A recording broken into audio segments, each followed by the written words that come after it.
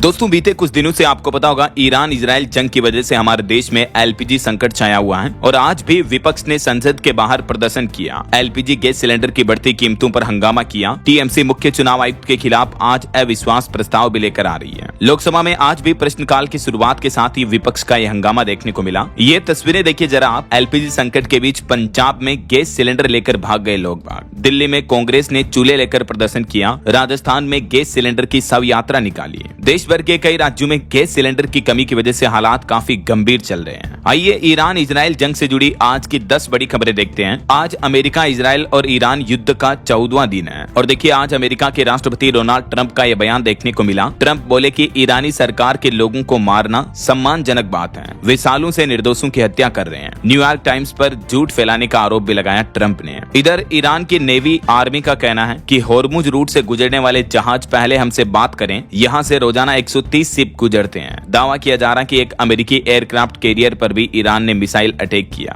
तो ये युद्ध जंग रुकने की बजाय अब दिनों दिन और बढ़ती जा रही है। देखिए ईरान को आज तो अमेरिका ने एक और खुली धमकी दी। अमेरिकी राष्ट्रपति डोनाल्ड ट्रंप बोले कि आज देखना इन पागलों का क्या हाल होता है। अमेरिका के राष्ट्रपति ट्रंप ने अपने सोशल मीडिया प्लेटफॉर्म ट्रूथ के जरिए पोस्ट करके ईरान को यह कड़ी चेतावनी दी। उन्होंने ये भी दावा किया कि हमने ईरान की नौसेना, वायुसेना और मिसाइल ड्रोन क्षमताओं को नष्ट कर दिया है। कई नेता भी मारे गए हैं और आगे ट्रंप लिखते हैं कि देखते रहिए आज इन पागलों के साथ होता क्या है। यानी साफ साफ जाहिर है ये जंग रुकने के बजाय अब और ज्यादा अग्रेसिव होती जा रही है और ये दुनिया भर के लिए एक बड़ी चिंता की बात है। भारत में भी इस जंग का सबसे ज्यादा असर एलपीजी गैस सिलेंडरों को लेकर देखने को मिल रहा। मैंने आपको शुरुआत में बताया आज भी विपक्षी सांसदों ने देश के संसद भवन के बाहर विरोध प्रदर्शन किया और ये तस्वीरें आ रही पंजाब की जहां लिटरली लोग बाग गैस सिलेंडर लेकर भाग गए। इन फोटोज को आप देख सकते हैं। कुछ और अलग अलग राज्यों की स्थितियां देखिए आप। राजस्थान में भी गैस सप्लाई प्रभावित है। पूर्व मंत्री ठेला चलाकर लाए सिलेंडर। कांग्रेस ने गैस सिलेंडर की शव यात्रा निकाली। सड़कों पर चूल्हा जलाकर चाय बनाई सरकार के विरोध में।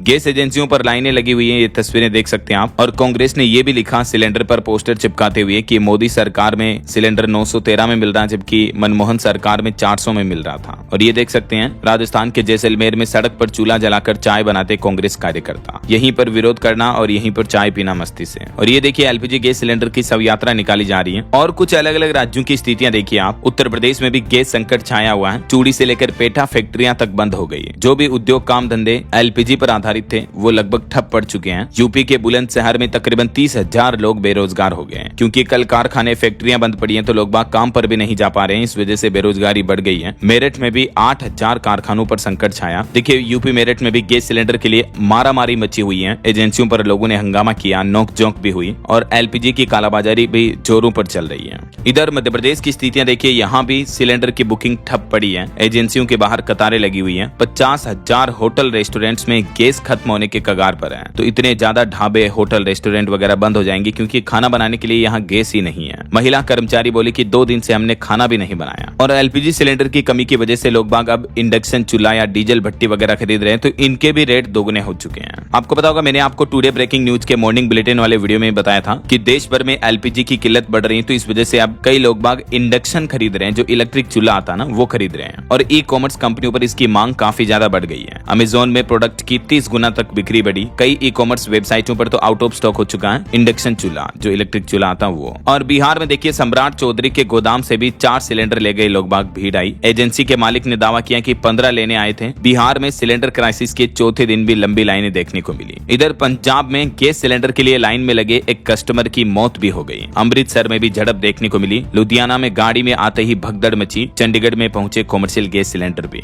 हरियाणा में भी कुछ ऐसे हालात चल रहे हैं। देखिए आप तस्वीरें। गैस एजेंसियों के बाहर महिलाओं की लंबी लाइनें लगी हैं। रेवाड़ी में हंगामे के चलते पुलिस बुलानी पड़ी। गुरुग्राम के गर्ल्स हॉस्टल में चूल्हे पर बन रहा डिनर भी। और इस गैस संकट क्राइसिस के बीच कांग्रेस सांसद शशि थरूर का कहना है कि इन मुश्किल हालातों में पूरे देश को एकजुट रहने की जरूरत है। एलपीजी की कमी वाली खबरों पर शशि थरूर बोले कि समस्या का जल्द ही समाधान निकालना चाहिए, लेकिन तब तक हम सबको मिलजुल कर इन समस्याओं का सामना करना चाहिए। तो उनका ये कहना भी काफी सही है। कुछ और स्थितियां देखिए आप। हिमाचल प्रदेश में भी गैस संकट छाया हुआ। मेन्यू से राजमा, काबुली चना ये सब आइटम्स गायब हो चुके हैं। मतलब होटल रेस्टोरेंट वाले बहुत लिमिटेड खाना बना रहे हैं। टूरिस्ट ने भी होटलों में 50% एडवांस बुकिंग कैंसिल कर दी है। संचालक बोले कि लकड़ी के चूल्हे और इंडक्शन मंगवाए लेकिन वो भी काफी महंगे पड़ रहे हैं। मतलब जरा देखिए आप कि एक चीज की कमी की वजह से कितनी इंडस्ट्री, उद्योग, काम धंधे सब प्रभावित हो जाते हैं। सिलेंडर सिलेंडर क्राइसिस के बीच शादियों का खाना भी लकड़ियों पर बन रहा है। कारोबारियों को भी इस बात का डर है कि शादियों की बुकिंग कैसे लें। फिर बिहार पटना में तकरीबन 3000 हॉस्टल बंद होने के कगार पर हैं। गैस सिलेंडर क्राइसिस की वजह से 2.5 लाख बच्चों को अपने घर जाना पड़ सकता है, क्योंकि हॉस्टल में खाना किस पर बनाए इतने बच्चों के लिए, तो हॉस्टल भी बंद होने जा रहे हैं। पंजाब में गैस संकट के बीच एक महिला की दर्द भरी दास्तान देखिए। महिला बोले कि मेरा पति पैरालाइज्ड है, बच्चे भी नहीं है, खाली सिलेंडर लेकर घूम रही। दूसरी महिला बोले कि 20 साल बाद चूल्हा जलाया घर पर, इतने सालों से कभी चूल्हा नहीं जलाया था, गैस सिलेंडर की कमी नहीं थी। तो इधर उत्तराखंड राज्य में गैस सिलेंडर के संकट के बीच मुख्यमंत्री पुष्कर सिंह धामी ने एक इमरजेंसी टीम तैनात की। होटल ढाबों के मेन्यू से 70% फूड आइटम गायब है। इंडक्शन और कोयले पर टिकने लगी रसोइयां। और अभी तो हालात ये हो गए हैं कि गैस तो खत्म हो गई, इलेक्ट्रिक चूल्हा भी नहीं मिल रहा है। दुकानों पर भी स्टॉक खत्म, ऑनलाइन ई-कॉमर्स वेबसाइट्स पर भी आउट ऑफ स्टॉक हो चुका है इलेक्ट्रिक चूल्हा, इंडक्शन वगैरह। देखिए जरा, इन मुश्किल हालातों के बीच केंद्र सरकार की तरफ से अब कुछ बड़े फैसले लिए हैं। एक तो घरेलू गैस सिलेंडर बुकिंग के नियम बदल दिए हैं। जैसे पहले 20 दिन में बुकिंग होती थी, अब 25 दिन बाद ही बुकिंग होगी। इसमें भी ये प्रावधान रखा गया है कि शहरी इलाकों में जो लोग रहते हैं वो 25 दिन बाद नया सिलेंडर बुक कर पाएंगे, लेकिन गाँव में तो अब 45 दिन बाद ही दूसरा एलपीजी सिलेंडर बुक होगा। सरकार ने डिलीवरी समेत ये नियम बदल दिए हैं। शहरों के लिए कम से कम 25 दिन, ग्रामीण व दुर्गम इलाकों के लिए कम से कम 45 दिन का अंतर रखना होगा। एक सिलेंडर लेने के बाद दूसरे सिलेंडर की बुकिंग में, तभी बुक होगा। इसके अलावा बुकिंग रजिस्टर्ड मोबाइल नंबर से ही होगी, ओटीपी के माध्यम से ही डिलीवर किया जाएगा। और इस बीच देश की ऑयल कंपनियों ने भी हेल्पलाइन नंबर जारी किए। अगर आपको डीलर गैस सिलेंडर नहीं दे रहा तो आप इन नंबरों पर शिकायत कर सकते हैं। Bharat gas, Indian gas, HP gas, तीनों कंपनियों के हेल्पलाइन नंबर आप देख सकते हैं। दिल्ली प्रदेश कांग्रेस कमेटी ने भी ये गैस सिलेंडर क्राइसिस पर केंद्र सरकार का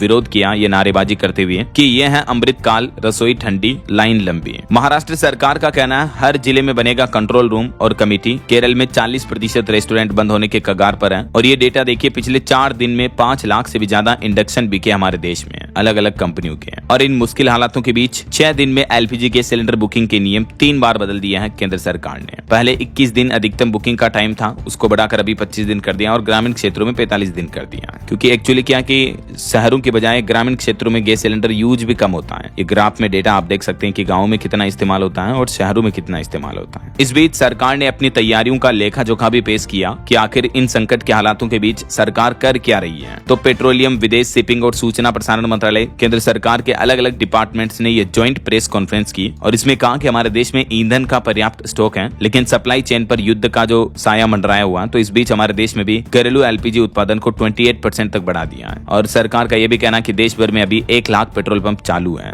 तो टेंशन की कोई बात नहीं है। पेट्रोलियम मंत्रालय का कहना कि सरकार आज भी रोजाना 50 लाख सिलेंडर बांट रही है। इन गैस सिलेंडर के संकट के हालातों के बीच अब तक सरकार ने 5 जरूरी कदम उठाए हैं। एक तो हाई लेवल कमेटी बनाई गई संकट को देखते हुए निगरानी के लिए। दूसरा, एसेंशियल कमोडिटी एक्ट लागू हो चुका है गैस की सप्लाई को कंट्रोल करने और कीमतों को नियंत्रित करने के लिए। तीसरा, ये बुकिंग का नियम बदला गया, मैंने आपको बताया। चौथा, ओटीपी और बायोमेट्रिक अनिवार्य होगा गैस सिलेंडर की जमाखोरी और कालाबाजारी पर रोक लगाने के लिए। अब सरकार ने ओटीपी नियम का सख्ती से पालन करने का आदेश दे दिया है। और 5वां, एलपीजी उत्पादन बढ़ाने का भी आदेश दिया हमारे देश की ऑयल रिफाइनरीज कंपनियों को। इस बीच एक रिपोर्ट सामने आ रही कि ईरान में अभी सरकार नहीं गिरा पाएगा अमेरिका, क्योंकि ईरान में मौजूदा लीडरशिप का जनता पर पूरा कंट्रोल है। अमेरिकी राष्ट्रपति डोनाल्ड ट्रंप अब इन दुनिया भर में संकट के हालातों के बीच ये ऑपरेशन जल्दी खत्म कर सकते हैं, ये भी मीडिया रिपोर्ट्स आ रही है। और अगर खत्म कर ही दे तो ज्यादा बढ़िया है। और इस बीच एक बड़ी खबर में तो ये भी दावा किया जा रहा कि ईरान के जो नए सुप्रीम लीडर बने मुज्तबा खामेनेई, वो अभी कोमा में है। इजराइल अमेरिकी हमले में वो घायल हो गए थे। उनके पिता की मौत के बाद इन्होंने पद संभाला था। तो रिपोर्ट आ रही कि ईरान के नए सुप्रीम लीडर भी कोमा में गए हुए हैं। अमेरिका के राष्ट्रपति डोनाल्ड ट्रंप खुद बोले उनको लेकर कि वो जिंदा हैं अभी, लेकिन गंभीर रूप से घायल हैं। चलिए अगली बड़ी खबर देखिए दोस्तों। अमेरिका का कहना है कि अब दुनिया के सभी देशों को रूस से तेल खरीदने की इजाजत होगी। अमेरिका ने 30 दिन की स्पेशल छूट दी। ईरान ने क्रूड ऑयल $200 तक पहुंचने की चेतावनी दी थी, तो उसके बाद अब ट्रंप ने ये ढील दी है, क्योंकि क्रूड ऑयल दिनों दिन महंगा हो रहा। दुनिया भर के शेयर बाजारों में भारी गिरावट हो रही है। देखिए आज भी हमारे शेयर मार्केट में भी 1500 अंकों की भारी भरकम गिरावट देखने को मिली और सेंसेक्स अभी तक गिरकर 74,500 पर आ गया है। निफ्टी में भी 500 अंकों की बड़ी गिरावट देखने को मिली, क्योंकि मिडिल ईस्ट की जंग का असर दुनिया भर के बाजारों पर देखने को मिल रहा। और अगली बड़ी खबर देखिए, फिर निशाने पर आया दुबई भी। धमाके से इमारतें हिली और आसमान में छाया धुआं, लेकिन हमले को नाकाम कर दिया यूएई के डिफेंस सिस्टम ने। लेकिन ईरान ने आज एक बार फिर से यूएई के पॉपुलर शहरों दुबई, अबू धाबी वगैरह इन पर हमला किया। और बड़ी खबर आ रही कि फिर बढ़ा दुनिया में टेरिफ का खतरा।